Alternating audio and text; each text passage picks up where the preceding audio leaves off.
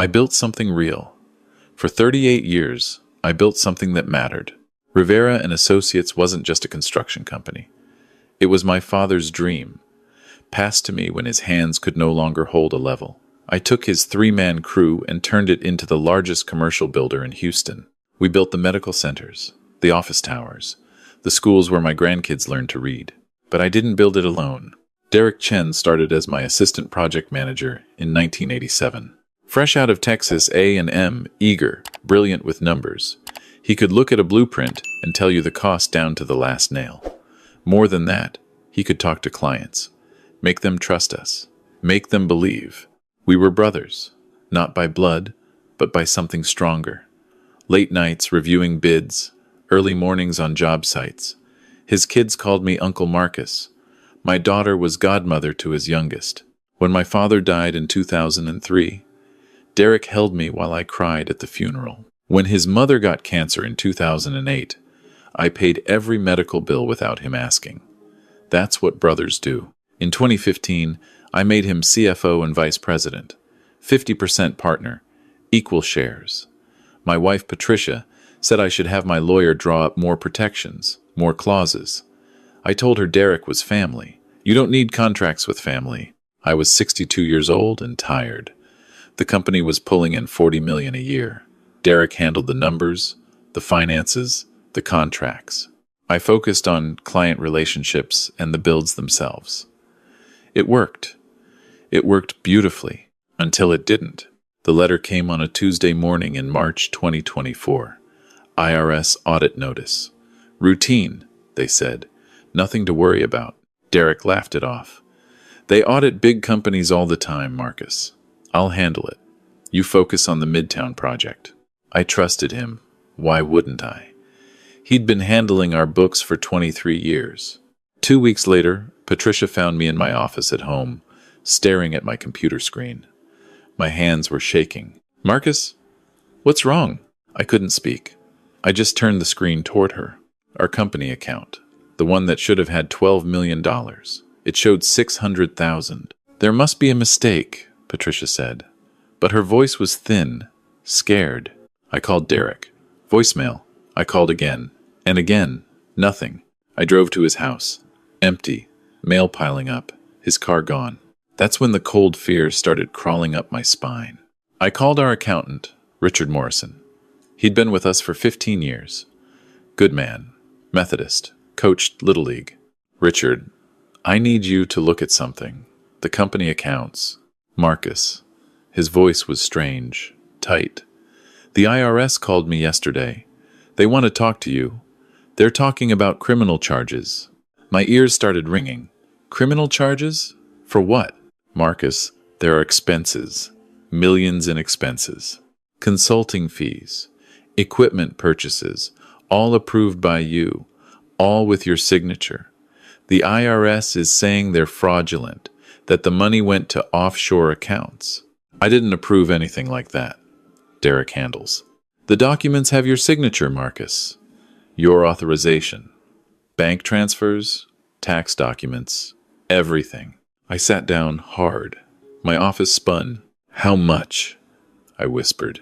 Richard was quiet for a long moment. Just over $6.4 million. I thought I might be sick. That's not possible. I would have known. I would have seen. Marcus, you need a lawyer. A criminal lawyer. The IRS is building a case. They think you were hiding income, laundering money through fake expenses. They're talking about tax evasion, wire fraud. You could go to prison. Prison. I was 63 years old. I'd built buildings that would stand for 100 years.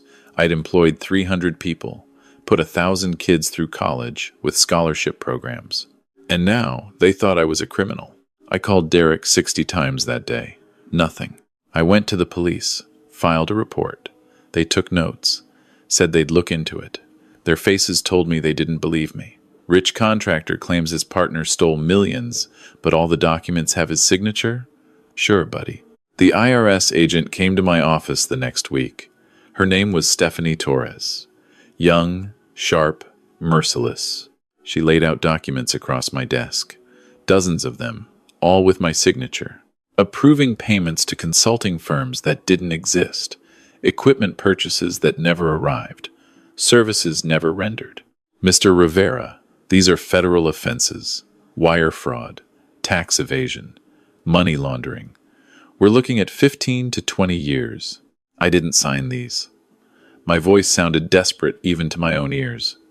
Derek forged them. He must have. Sir, we have handwriting experts. These are your signatures, your authorization codes, your personal email account approving transactions. My email? I stared at her. How would he have my... And then I remembered. 3 years ago, Derek said the email system was being upgraded. He needed my password to transfer files. I gave it to him. Of course I did. He was my partner, my brother. He'd been using my email for 3 years, signing my name, approving his own theft with my own hand. Agent Torres gathered her papers. We'll be in touch, Mr. Rivera. I suggest you retain counsel. Patricia found me that night in the garage, sitting in the dark. She didn't say anything, just sat next to me and held my hand. 38 years, I said. Everything Dad built, everything I built, gone. And they think I did it. They think I'm the thief. We'll fight this, Patricia said, but her voice cracked. We mortgaged our home, pulled from retirement accounts, hired Marcus Goldstein, the best criminal defense attorney in Texas. $35,000 retainer. Just the beginning, he said.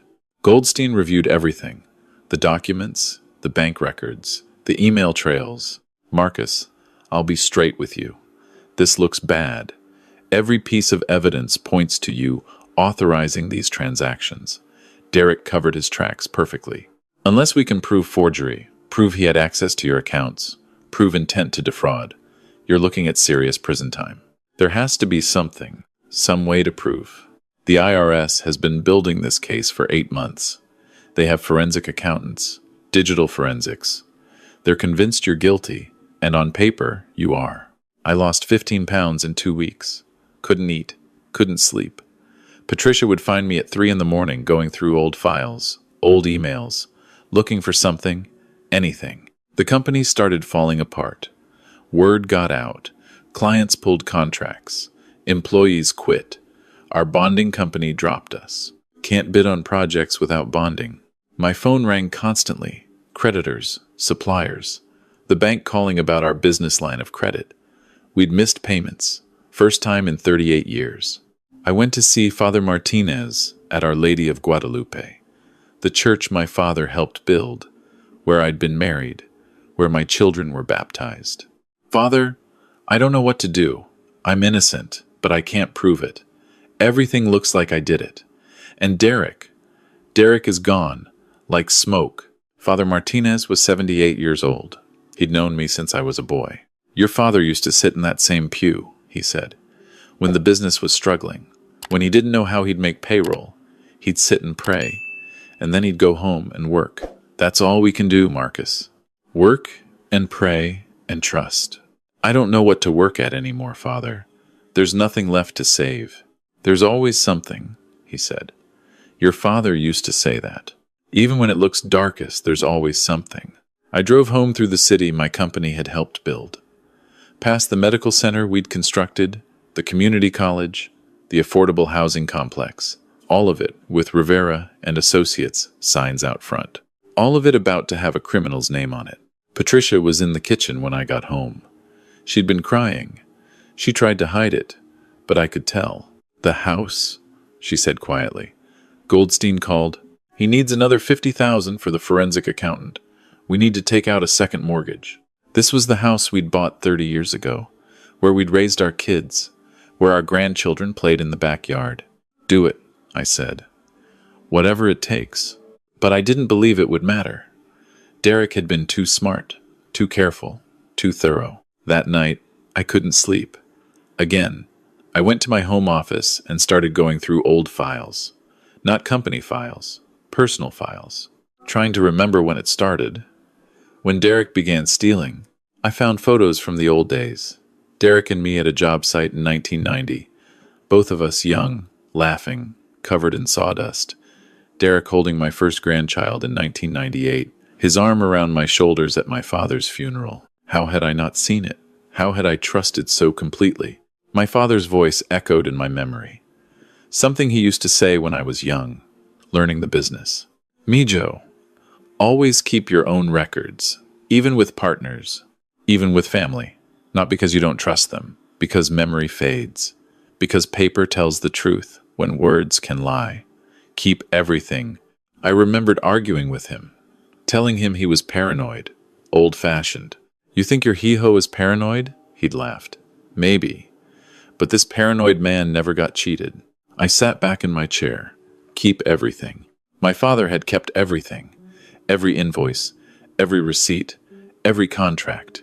He'd kept them in the same place for 40 years. The storage unit on Telephone Road. We'd rented it in 1982 when we moved offices. Never gave it up. My father had made me promise to keep paying the rent even after he was gone. You never know when you need old records, he'd said. I hadn't been there in years. The rent came out automatically. I'd forgotten it existed. I looked at my watch. 4:30 in the morning. The storage facility opened at 6. I was there at 5:45, pacing in front of the gate. The manager, a young guy named Danny, looked at me strange when he unlocked the gate. Early morning, Mr. Rivera. Need to get some old files, I said. My hands were shaking. From lack of sleep, I told myself. Not from hope. I couldn't afford hope. Unit 247. Same one my father had rented 42 years ago. I'd kept paying the $120 monthly rent out of habit, out of respect for my father's memory. The lock was stiff. I hadn't opened it in 8 years, since right after my father's funeral, when I'd stored his last personal effects. The door rolled up with a shriek of metal. Dusty, dark, full of boxes and filing cabinets from decades past. My father's careful handwriting on every box. Dates, job names, client names. I started pulling boxes. 1,987. That's when Derek started. I found it near the back. 3 boxes labeled 1987 to 1992. Inside, my father's meticulous records. Every payment, every employee file, every contract. And there, in Derek Chen's employee file, something that made me stop breathing. A copy of Derek's job application. His original signature on the I-9 form.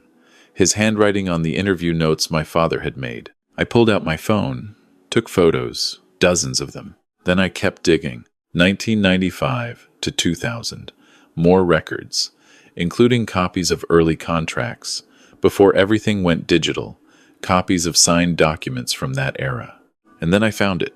In a manila folder labeled Partnership Agreement, I have in 2015, something I'd never seen before. A handwritten note from my father, dated 2012, 3 years before he died. Marcus, if you're reading this, something is wrong. I've been watching Derek, the way he handles money, the questions he asks about access and signatures. Maybe I'm wrong. I hope I'm wrong.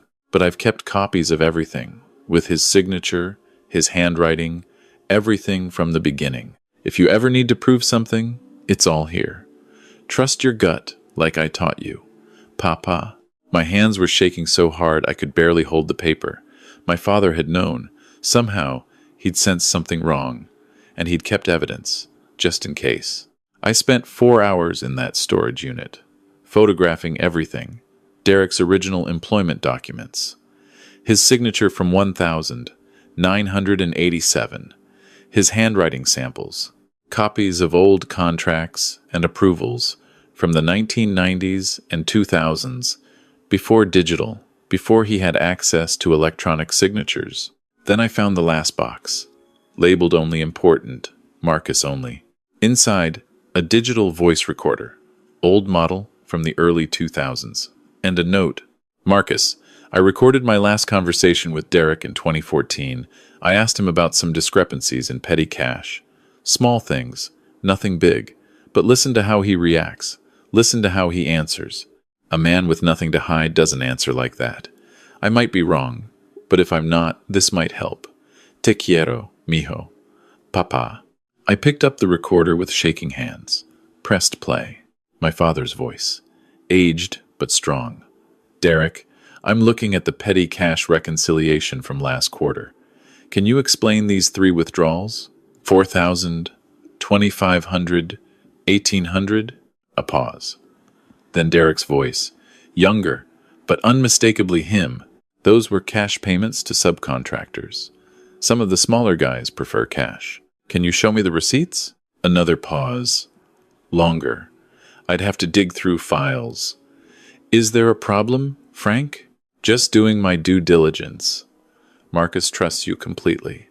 But I'm old-fashioned. I like to see paper. Frank, are you saying you don't trust me? Derek's voice had an edge. Sharp, almost angry. I'm saying I like to verify. Nothing personal. It feels pretty personal.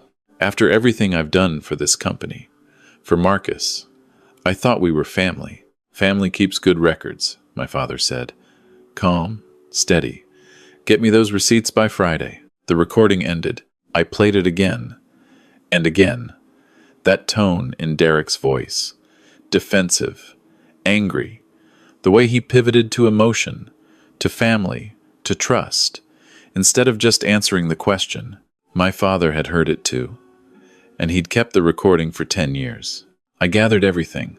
Boxes of documents. The recorder, my father's notes, loaded it all into my truck. I called Goldstein at 7:30 a.m. I need to see you, right now. I found something. In his office, an hour later, I spread everything across his conference table. The employment documents, the handwriting samples, the voice recording, my father's notes.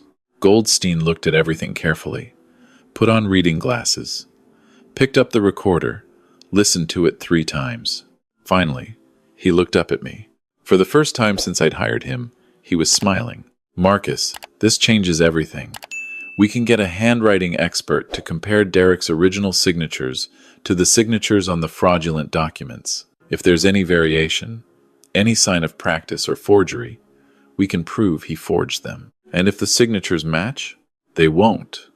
Look at these. He held up 2 documents. Derek's original I-9 from 1987 and one of the fraudulent approval forms from 2021. See the D in his last name. In 1987, he makes a little loop at the top.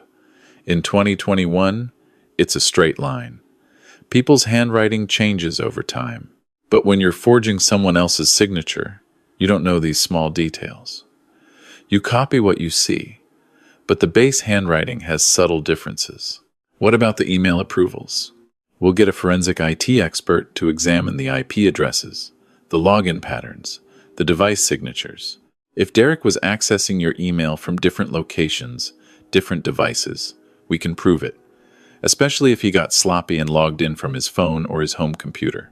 Hope, real hope. For the first time in months. What about the recording? I asked. It's not direct evidence of fraud, but it establishes pattern of behavior. It shows he reacted defensively to financial scrutiny, got emotional instead of providing documentation. Combined with everything else, it paints a picture. And your father's note. Goldstein shook his head in admiration. Your father was protecting you from beyond the grave. I drove home with tears running down my face. Not from sadness, from something else. Gratitude, love, grief that my father wasn't here to see this, but knowing he'd known, he'd prepared for this moment. Goldstein moved fast. Within a week, he had hired the best forensic handwriting analyst in the Southwest. Dr. Linda Patel spent 3 days comparing signatures. Her report was 20 pages long. The conclusion was on page 1. The signatures attributed to Marcus Rivera on documents dated 2018 to 2024 show significant deviation from his baseline handwriting patterns. The signatures attributed to Derek Chen across 40 years show progressive natural variation consistent with aging, but the fundamental structure remains constant. However, Derek Chen's signatures on recent documents show careful deliberation rather than natural flow, suggesting forgery practice. The IT forensics came back next. Derek had been sloppy. He'd accessed my email from his phone, from his home computer, even from his vacation in Costa Rica in 2019. The login patterns showed he'd been checking my email sometimes 3 times a day, including times when I was verified to be on job sites without internet access. Goldstein sent everything to Agent Torres and the assistant U.S. attorney handling the case, along with a formal demand to investigate Derek Chen for fraud, forgery, and embezzlement. 2 days later, my phone rang. Agent Torres. Mr. Rivera, we need to talk. Can you come to our office? I went with Goldstein. My hands were sweating. I'd barely slept in 6 days. Agent Torres met us in a conference room. She looked different, less hostile, almost apologetic. Mr. Rivera, we've reviewed the evidence your attorney provided. We've also conducted our own analysis. She paused. The investigation into your conduct is being closed. No charges will be filed. My legs went weak. Goldstein gripped my arm. Furthermore, Torres continued, we're opening a criminal investigation into Derek Chen. The evidence suggests systematic fraud, forgery, wire fraud, and money laundering. We've issued an arrest warrant, and we're working with international authorities to locate him. Where is he? I asked. My voice barely worked. We tracked him to Singapore initially. He's moved since then. But we'll find him. These cases take time. But we'll find him. I walked out of that building into Houston's sunshine. Patricia was waiting in the parking lot. I'd called her before I went in, told her to come. Told her I needed her there, no matter what happened. She saw my face and started crying. I was crying too. We held each other in that parking lot for a long time. The story made the news a week later. Houston construction executive exonerated in fraud case. Partner accused of $6.4 million theft. Clients started calling, cautiously at first, then more confidently. The bonding company reconsidered. Employees who'd left started asking if they could come back. It took a year, but Rivera and Associates survived. Smaller, humbler, but alive. Derek was arrested in Manila in February 2025, extradited to Houston in April. The trial is scheduled for next month. Goldstein says the case is airtight, 15 to 20 years, probably. I'll be in court for every day of it. Not for revenge, for closure. But that's not the end of the story. The real end came on a Sunday in May. I drove to the cemetery where my father is buried. Haven't been there since all this started. Couldn't face it. I knelt by his headstone. Fresh flowers from my sisters.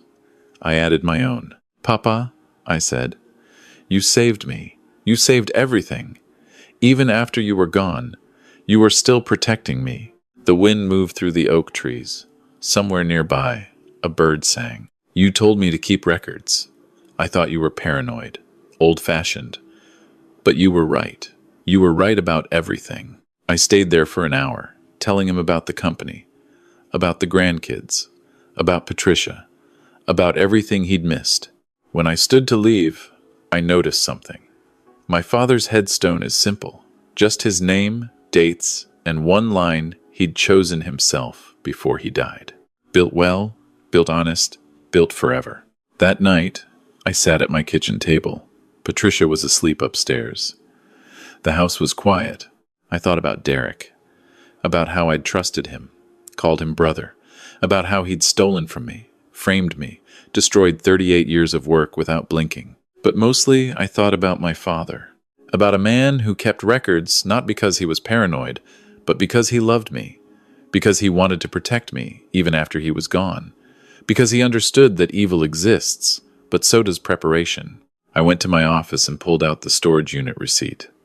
$120 a month, 42 years, just over $60,000 total. $60,000 for $6.4 million in recovered money. For my freedom, for my reputation, for my company. But really, it wasn't about the money at all. My father had left me something more valuable than money, more valuable than evidence or recordings or handwriting samples. He'd left me proof that someone loved me enough to spend decades preparing for a disaster he hoped would never come. That someone believed in me enough to protect me from beyond the grave. That someone built foundations that lasted. I opened my computer, started a new document, titled it, For My Children, Important. And I began to write. If you're reading this, something has gone wrong. But don't panic. I've been keeping records. I've been preparing, not because I don't trust you, not because I'm paranoid, but because love means protection, because family means preparation, because I learned from the best teacher I ever had. In Storage Unit 247 on Telephone Road, you'll find everything you need, every signature, every contract, every piece of evidence to prove the truth. But more than that, you'll find proof that your grandfather loved you before you were born, that your father loved you enough to learn from his mistakes. That family means building foundations that last beyond our lifetimes. Keep the unit. Keep paying the rent. Keep adding your own records, not because you're paranoid, but because you're loved. And you're protected. Always. I saved the document, printed it, put it in a fire-safe box that I'd keep in my office. Then I went to bed. For the first time in a year, I slept through the night, because I'd learned what my father tried to teach me 30 years ago. Paper tells the truth when words can lie. Records last when memory fades. And love means protecting the people you care about long after you're gone. Derek took $6.4 million from me. He took a year of my life. He took my trust. But my father gave me something back that was worth far more. He gave me proof that I was never alone, that I was always protected, that the foundations we build in life, if we build them right, if we build them with love, last forever. And that's worth more than any amount of money in the world.